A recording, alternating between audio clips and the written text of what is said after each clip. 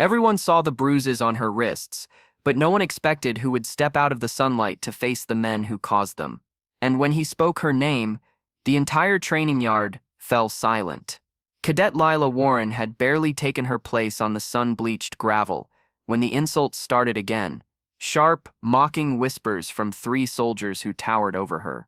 Their laughter cracked across the bright morning like breaking glass, drawing uneasy glances from recruits scattered across the field. She kept her chin lifted, though her hands trembled. She told herself she could endure it. She told herself today might be different. It wasn't. Before I tell you what happened next, tell me in the comments where you're watching from. I love knowing who's listening. The men circled her like wolves testing a boundary, pretending it was all harmless. One flicked her cap to the ground. Another nudged her shoulder just hard enough to disrupt her stance.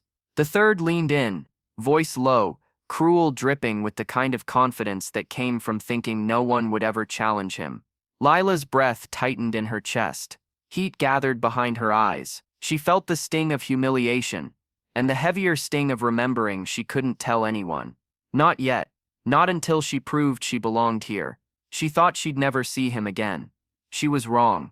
A sudden hush rolled across the yard. Dust floated lazily in the air. Even the flag above the barracks seemed to pause. The sound of steady boots approached. Slow, measured, almost too calm for how much authority they carried. Commander Ethan Hale, retired U.S. to Navy SEAL, walked into the sunlight like a man returning to a place that knew his stories but had forgotten his face. Silver threaded through his hair, and deep lines carved his expression into something between patience and warning.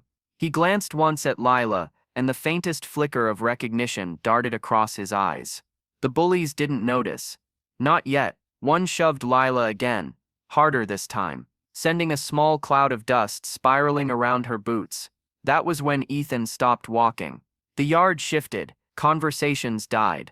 Doors creaked open as instructors stepped outside. A pair of neighbors from the housing units paused mid-morning chore, staring at the tension thickening in the air. The temperature seemed to tilt, as if the sunlight itself braced for impact. Ethan's voice cut through the silence, calm but carrying the weight of oceans. Is this how soldiers conduct themselves now? The three men turned, startled. Their posture stiffened, but arrogance lingered like a stain. One smirked. Who are you supposed to be? Ethan didn't answer. Instead, he stepped forward, placing himself between Lila and the men.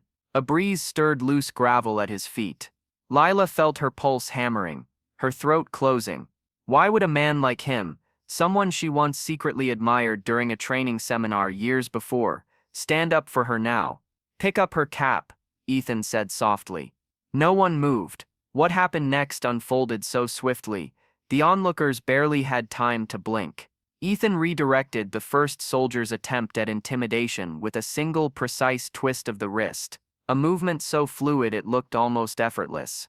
The second lunged, but Ethan sidestepped, letting the man's own momentum drop him to the ground. The third froze as Ethan stopped inches from him, his shadow stretching long in the bright daylight. This is not power, Ethan said quietly. This is fear pretending to be strength. For a moment, the entire yard felt suspended, a collective inhale that refused to release. Finally, the men bent, retrieved Lila's cap, and placed it gently into her hands. Their voices were gone, so was their confidence. Shame rippled through the watching crowd like a low tremor. Ethan turned to Lila, his expression softening. You belong here, he told her. Never let someone convince you otherwise. Lila's eyes glistened. In that moment, surrounded by sunlight, dust, and the murmurs of recruits who had just witnessed the line between cruelty and courage, she felt something she hadn't in weeks. Firm ground beneath her feet. Justice wasn't loud that day. It was steady, precise, unshakable. Because kindness doesn't vanish, it waits, and it finds its way back, and sometimes, it returns in the form of the very person you thought you'd never see again.